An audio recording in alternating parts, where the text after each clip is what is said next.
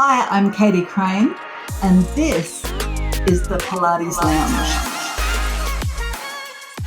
Hi there, everyone. My name's Katie Crane. I'm the Pilates professional. Welcome to another episode of the Pilates Lounge podcast. This episode is a follow-on from the last episode, which was about the brain. So the last episode, I spoke more so about the structure of the brain and what each part of the brain functions as. But at the end of that podcast, I did allude to this conversation happening, which is how our thoughts become our experience. Now, if you have been working with people in a Pilates studio setting or in a movement setting, in a health setting, or if you yourself have ever experienced any type of adversity and overcome that adversity, then you may well understand what this conversation is about, but you may not understand what it's about either, because I wonder if sometimes the way that we deal with things in our lives, it can be an unconscious process. So we're not always mindfully conscious about our response to our environment. And this episode is specifically about becoming more aware of our environment and creating day-to-day activities or day-to-day practices that may well encourage those conscious experiences to become part of your subconscious, so that then you can live with ultimately more freedom and joy in your life. Now, I'm no expert on anything.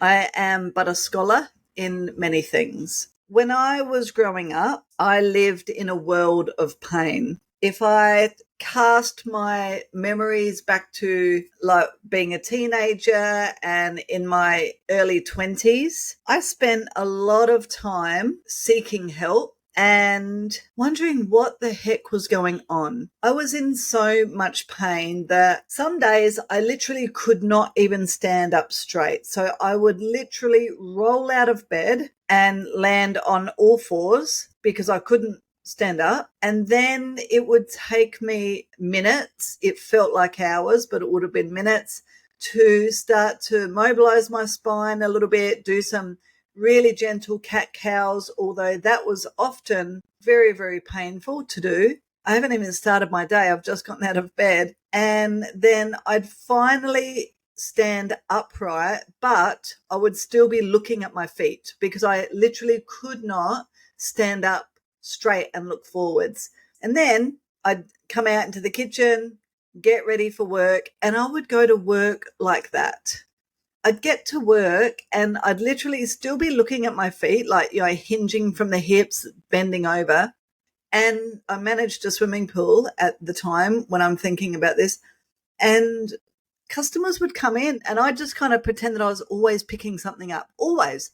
Or I was always bending over to pick something up or pretending to, so that people wouldn't ask if I was okay. It was the most bizarre livelihood. And I don't really know how I got to that point, but it was kind of cyclical, so that back pain would come, it would ease off, I'd end up standing upright again, I'd go about my life, and then it would come back. There was no real rhyme or reason about it. And I was super active. In fact, I ended up managing the swimming pool because I was so active. I was swimming there every day, literally, morning and night. And so then I ended up, managing it because I was always there. And I did this for 15 years as that job. But my back pain, the memories of my back pain go back a lot longer than that. I remember doing things like lying to my friends. They'd ask me to go out dancing or go out to the pub or go out and do things. And I would tell them that I was working, even if I wasn't. Or I'd tell them that I was catching up with another friend, even though I wasn't. I would literally be at home, laying on the floor, on my back, trying to ease the discomfort. I had been to so many different specialists, physios, chiros, massage, Chinese acupuncture, Chinese medicine, everything. And it wasn't until I went to, in inverted commas, a spinal specialist, and I got an MRI and x-rays to figure out what I could do with it, with my back. And he told me in no uncertain terms that I absolutely must give up everything that was bringing me joy in my life at the time. I was surfing, swimming, riding my push bike, and managing the pool, which I loved the job at the time. And I was told that I had to give it all up because apparently, according to the MRI and the x-ray, my body was broken. My spine could not handle that type of activity. And in fact, I was to prepare my mind for a lifetime of disability. And I was told never to have children and that I would probably end up having spinal surgery and that it was just something that I had to get used to, that I had to accept. I distinctly remember during that conversation, and this is after a lifetime of dealing with this pain, and I guess like I'd never really considered the mental aspect of living with pain. I understand it a lot more now. And I never really considered it actually taking over my life or actually stopping me from doing things. You know, like some days it was good, some days it was bad. On the good days, I'd go surfing. On the bad days, I'd lay on my back. It just was what it was. But it wasn't until this spinal specialist said the words, you have to accept that you are disabled and start to live the life of somebody who is disabled. And I just remember thinking, stuff that. There's no ways I'm ever going to do that. It didn't even, I almost could not comprehend what he was saying. And I probably could have gotten really depressed with, because here's an expert standing in front of me telling me that there is no hope and he's got the scans to prove it. Like the writing was on the wall. I couldn't deny that my back wasn't cactus. Like you literally could hardly see any discs in a lot of my spine. And I didn't understand disc health then. I do now. But in hindsight, gee whiz, that was a really, really bad scan. As in, like, if I was to look at that now, I'd be like, gee whiz, that's a lot of degeneration. At the time, I just thought, what an arsehole. Like, how dare some dude that I've never met, how dare somebody tell me that there's no hope? And I think what allowed me to feel that was the fact that my parents had brought me up with a very strong self-belief. So my parents had always told me that you can do whatever you want, no matter what it is, you can achieve anything. And in fact, when I was a teenager and I started to rebel, my parents tried reining me in by getting me to read motivational books, and they would pay me $15 every book that I read. And at the time I was reading them because I had to do like a report on the book to prove that I'd read it. And, there wasn't like internet back in the day where you could just look stuff up. So I'd read the book to get the money so that I could go and do rebellious activities, should we say. So, I felt like it was a pretty good gig. $15 back in the day was quite a bit of money. And I could put that money together with my friends and we could have a great night out. So I was quite happy to read the books to get the money, not realizing that my parents were actually setting me up for success. And I don't know if they even realized it either. Like, it's not like they were always reading books as well. Like, not all my life anyway. They just came to this part of their life where they were reading it. So, they wanted us to read it. In any case, in the hindsight, that is what allowed me to not like the story that this expert was telling me and have the confidence to turn my back on him completely and completely turn my back on the system. So my whole life, the only experience I've had with Western medical system is being told, you are broken, you are not capable, you cannot do this, we will not listen to you. If you do this, you are causing yourself harm. You are stupid. You are ridiculous. How dare you? So on that day, when that expert told me that there was no hope in my life, I decided then and there that from that moment, I was completely 100% responsible for my own outcome, that I would never look to somebody else for the answers. And that is not an easy road to choose, let me tell you. But although it's not an easy road, it has been the most freeing experience that I could ever hope for. And it's taught me so much about myself, about human nature in general. And it's allowed me to work with people now and serve my community with a completely open mind. If somebody comes to me and they are completely enamored by the Western medical society, that's absolutely fine. I 100% support that person. But if somebody comes to me and they're never going to go down that route, I absolutely support them 100%. Just a quick little interruption to say a big thank you to listening to the Pilates Lounge podcast. This podcast is all about sharing our love of movement and Pilates with as many people as possible. So if you're enjoying the show, please take a moment to review us so that we can get the word out there.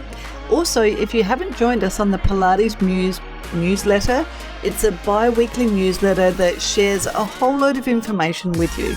And we also have virtual online education programs. So if you're looking to get inspired and grow even more as a Pilates professional, check us out, www.thepilatesprofessional.com.au. Back to the show. What I've realized and what I advocate for is it is your choice. Whatever you decide for your body, for your family, is absolutely nobody else's business. And a lot of that has come down to mindset. And I realize now that a lot of this mindset stuff actually comes down to the experience that we have with the outside world and how we process those experiences. From working with people now for 20 odd years, I see that the people who really make like the biggest changes in their lives, they actually have to hit rock bottom for that to happen. And that's what happened to me on that day when I was in that room looking at those scans, looking at like there was no discs. It was bone on bone, pretty much through most of my spine. You could see on the scans and on the x-rays like little nodules growing out of my spine. Like there was so much going on. And when somebody told me that there was no hope, that was rock bottom, because I had been living with the pain and just dealing with it. But when somebody tells you there's no way out of this, then I did hit rock bottom. That was my end point. And then I had to make a decision to claw my way out of there. And meditation has been a very big part of my life. And I actually learned to meditate well before any of this happened. And you know what? That's no doubt that's probably been a big part of my recovery and of me being able to thrive as well. But my mum took me to a transcendental meditation weekend when I was about 14 years old. It was probably around about the same time when she started me on these motivational books. And we had never done anything like that as a family, but I distinctly remember that being quite a profound experience as a young teenager. And from then, I was much more open to this kind of mind-body connection. Now, I know that, and throughout that time, the whole New Age movement became really big, right? I mean, probably 80s, 90s, 70s, possibly, that I was only young then. But New Age was a thing and continues to be a thing. Nothing that I'm talking about today is part of the New Age movement. Love and light plays no role anywhere in reality. You know, like writing affirmations and putting them on the wall, and, you know, you write up your affirmations, you put them on your wall, I remember when I was a bit younger, a big thing to do was to like put up your dream board, put the car that you want to drive, cut out a house from the House and Garden magazine, put that up there, put dollar signs up there, put a picture of your children to be with their happy smiles and your husband to be with his happy smile, photos of you on tropical islands on holidays, the whole bit, right? So you create this dream board. And then the idea is that if you look at the dream board every day, then it's going to come true, but it doesn't. It's the same with affirmations. You can write affirmations all day, every day, and nothing actually changes. What has to change is our belief system. Because if you just write the affirmations, or if you just look at the happy board, at the dream board, but you don't change the person that you are, don't change your beliefs, then your world is not going to change. Because if you are tomorrow the same person as what you are today, if you get up every single day. So say you got up today, you had your coffee, made your breakfast, sent the kids off to school, said goodbye to your husband, got in the car, went to work. When you got to work, you do all the things when you're at work. You ate the same lunch as what you always eat. You go pick up the kids, you come home, you go for your walk at the beach, cook dinner, and you do that the next day. If you do the same things day in, day out, they become a habit. It's the same with our thoughts. If we think the same things day in, day out, those thoughts become a habit, and potentially we start to believe those thoughts. But if we are trying to change the person that we are, the things that we believe, the thoughts that we have, and we don't change the things that we do, then nothing in our life will change at all. Dr. Joseph Dispenza once said, thoughts are the language of the brain and feelings are the language of the mind. And he talks about you can think something, but if you think something and don't believe it enough for it to give you an emotional experience, then it's never going to happen. So when I meditate, I often will just go to a place where it makes me feel joyful, right? So I'm not actively in my meditation saying, I want to make $1 million. I want to drive a Ferrari. I want to, have a 10-story house. Not that I actually want any of those things, but, I'm not actively trying to look for any of that in my meditation. What I am doing is bringing my body to a state of calm, of mindful calm, and then allowing for my mind and my body to feel emotions. And this is when things change. So quite often when I talk about having to hit rock bottom, what I mean is if things are like tough, but they're not all that tough, then what motivation do you have to change that, So it's when people have really life-destroying experiences that they are actually willing to change. And you see it in the studio. Well, I see it in the studio. So when people let go of that, when they stop continually going somewhere and asking for somebody to fix them, when they come into the studio and they have come in on their own back, they come in for their initial assessment or their discovery session, their first session, however you do it in your studio, and then they might buy their intro pack, and you don't even need to sell it to them. They are ready and willing to make the changes.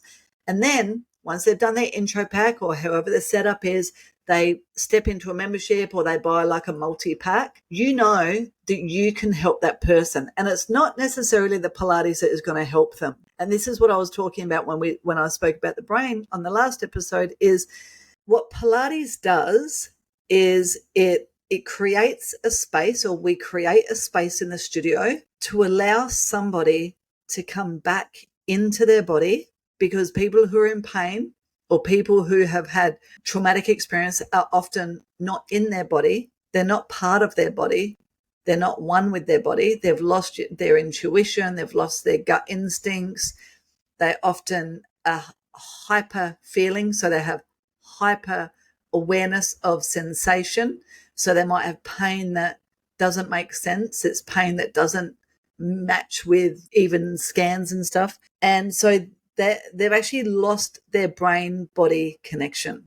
But Pilates creates a safe space for them to regain it. We do things like lay on the back and do footwork. Now, if you think about it, When we lay on the back and do footwork, just that activity, if you've been a mother or you've held a baby, a really natural thing for us to do is like rock the baby side to side, like a cradle, right? You will also notice when you go out and about, pregnant women do the same movement. They stand there when they're heavily pregnant and they rock side to side. There's this beautiful thing that happens when the pelvis rocks side to side. It helps alleviate pain. It brings a sense of calm to the body, but it also calms the baby, whether the baby is still in the tummy or whether you're cradling the baby. Then we get on the reformer and do something like footwork, and there's this similar movement. The reformer is going up and down on the rollers, on the tracks, and there's this beautiful, smooth rocking movement.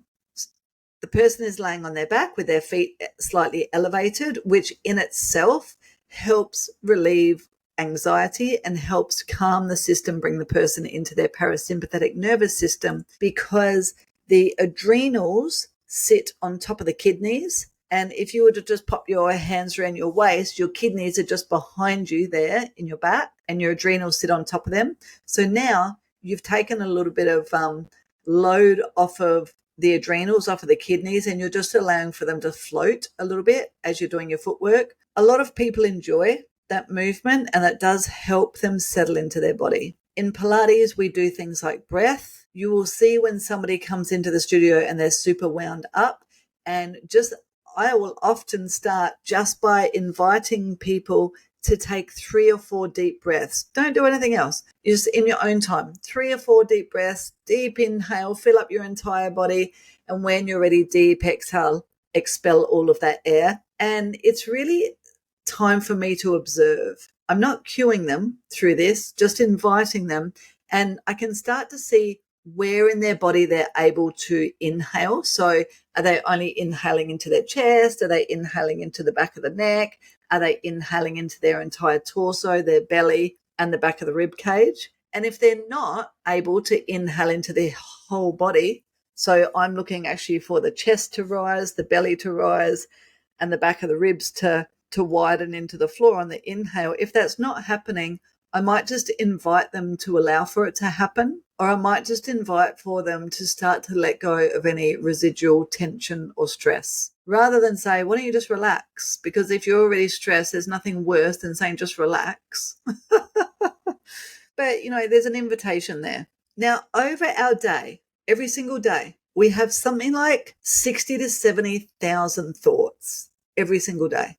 And 90% of those thoughts are the same. So we only have about 10% of new thoughts every day. And for some people, probably not even that many. But of 60 to 70,000 thoughts, when somebody is stressed, they're in pain, how many of those constant, continual, repetitive thoughts are keeping them stuck in that experience? So many of them. If you've ever felt pain, it's not the physical sensation that gets you down. The experience of pain is psychologically debilitating, and that psychological debilitation is exhausting. People who are in pain all the time, or who are very stressed, or who have had traumatic experiences, they're tired, man, because they're just constantly replaying that experience over and over and over again. In the Pilates studio, we are able to create a completely different experience. So what happens when somebody comes into the studio and we make time to listen to them, we allow them to tell their story, we empathize with them, and no matter what it is that they tell us, we never, ever, please make sure that you do not ever tell anybody that you think that there's no hope. That's the medical system's view on the body. The medical system actually does not believe that your body is capable on its own of coming out of a chronic injury or chronic pain. It really doesn't believe that. And that's not to say that those people in that system are bad people. They're not bad people. That's just the way that they see things. But it's not true. And I know that it's not true because I'm not in pain anymore, despite being told and seeing on the scans that there was no hope. I had my child. I continued to surf. I actually left the job, and I think that was a big part of it. I thought that I was loving the job, but the job was very, very stressful. I was like managing about 30 staff, and it was long, long hours. And in hindsight, even though I was working at a swimming pool, I was very dehydrated. And I went away deciding that I was going to surf. It was like my last hurrah. And so I packed up a couple of surfboards and went on a world surf trip. And I remember going out in the surf.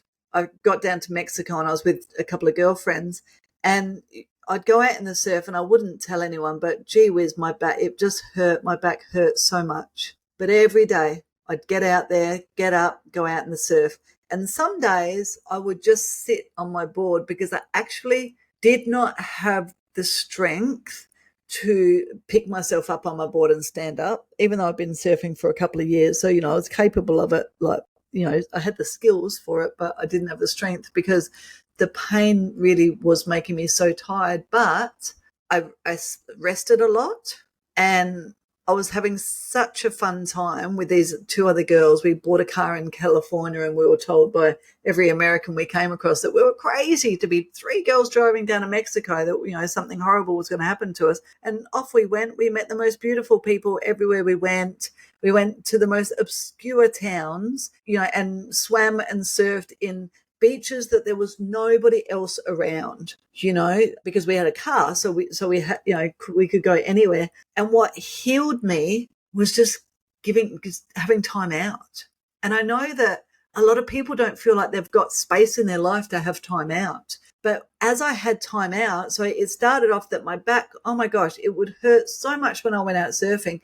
But then I'd get out of the surf and I'd lay on my back, and I'd lay on my back for hours on end. And, then I'd go for a little walk down the beach. And it was the most simple lifestyle that by the time I left Mexico, I had no back pain. And I'd had back pain. So this was like in my mid-20s, and I'd had back pain for about 15 years. I never knew not having back pain. So I could have easily have fallen for the advice that there was no hope, because I actually had never seen any hope. I had never experienced any hope. But once I gave myself time out and I really started to listen to my body, and slowly, I was able to surf. And as I was able to surf better, I learnt to respect myself. And I realized that I had never respected myself, that I'd always had such high expectations. And so I came from a family that was super loving, beautiful family, but very high achievers. And I realized that that's partly where the pain was coming from, was I had never in my life let myself, my mind rest. Even though I was doing the meditation, I was reading their motivational books, I was doing all the right things, but I had never rested. And Mexico taught me how to rest, because some days there was literally nothing else to do except lay on the beach, surf, and eat pineapples or whatever it is that we could afford. And it didn't happen overnight. It took a few months, but my back healed. And now, over the years, I have experienced pain again, but I know what I need to do as that's happening. And having gone through that journey, I recognize very clearly when people come into the studio, the people that are completely willing to do whatever it will take to overcome whatever it is that they've got going on. And they are not only hungry for information to learn, but they are willing to let go of whatever they need to let go of to become the person that they want to become. Because what happens when you truly want to change your situation is you really do have to change your situation. You often will have to get rid of friends that you're hanging around. Painfully, sometimes you have to disassociate yourself from family if they're not serving your ultimate purpose or your ultimate goal. You might have to give up the job that you've got. You might have to change your lifestyle, and you most definitely will probably have to change your habits. And that's probably why it takes us hitting rock bottom before any of that happens, because I was not willing at the time to give up my job, nor my friends, nor the place I was living. But as I overcame the pain, and I've seen this in many, many people over the years in the studio, I did let go of my friends. I didn't associate with those people anymore. I actually moved interstate and I set up my own little business. I no longer worked in the job that I was in. In fact, that's actually when I became a Pilates instructor, come to think about it. So I ended up in America where I met my husband in Mexico where I was. And I remember distinctly saying to my girlfriends before we went to Mexico, A, no boys. We don't want any boys. But B, no Americans. I can't stand Americans. Well, I met a boy and he's American. But I remember saying to my girlfriends, no boys, because I'd had enough of boys at the time. And in hindsight, I had always chosen to hang around boys that were serving the personality that I was, right? Uptight, stressed, very, very resilient, but also angry and, almost like going through life with a bit of a chip on my shoulder because I didn't know how else to excel except be like, head down, bum up, scowl on my face, excel. That's how I was going to get through life. And I did. I was managing a swimming pool in my 20s, it was quite a big job, but it wasn't serving my body. And when I let go of all that, when I learned to rest and I actually got to know myself better and I realized that I was actually a really good person and that I was lovable and loving, then my husband came along and I met him in Mexico and he is like the most loving person you've ever met. And in fact, I'm sure that his purpose in the world is to share love, and he can love like nobody else that I'd ever met. Once I started to allow for myself to do all those things, then I didn't hold on to the pain anymore. But I had to actually change my personality. And that happens, like I said, to a lot of people who come into the studio. They'll completely turn their life around. Some people do things like give up sugar, give up drinking, they give up the people that they're hanging out with. When that happens, then our thoughts become our new experience, become our new thoughts. And we actually can change our personality. There's a psychologist called Dr. Ben Hardy, and I can't think of the name of his book right now, but he's written some books about this as well, that you don't have to be the person that you are today. But people that really do recover from anything, they choose to be a completely different person and they're willing to do whatever it takes to get there. And I think that this is a very important conversation for us to have. And I think that as Pilates professionals, movement professionals, whatever it is that you're working in, we are honored to be in a position where we do not have to have a dogmatic approach to what we do. It doesn't have to be airy fairy love and light. Not at all. I'm not, like I said, I'm no hippie. I'm no love and light. I am only interested in truth. And if we have the right mindset, and you actually have to believe it, you actually have to change who you are, then you can absolutely change your entire experience on this earth. That's all I've got for you today. I hope that you've enjoyed this session, and I hope that it does marry well with the last episode about the brain. And I really encourage all of us to always be working on ourselves. This is really the message here, is that we must be working on ourselves all the time. And we must be working to become better people, kinder people, more loving people, more expansive people.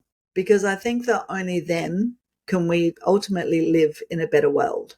My name's Katie Crane. I'm the Pilates professional. Thank you so much for joining me on another episode of the Pilates Lounge.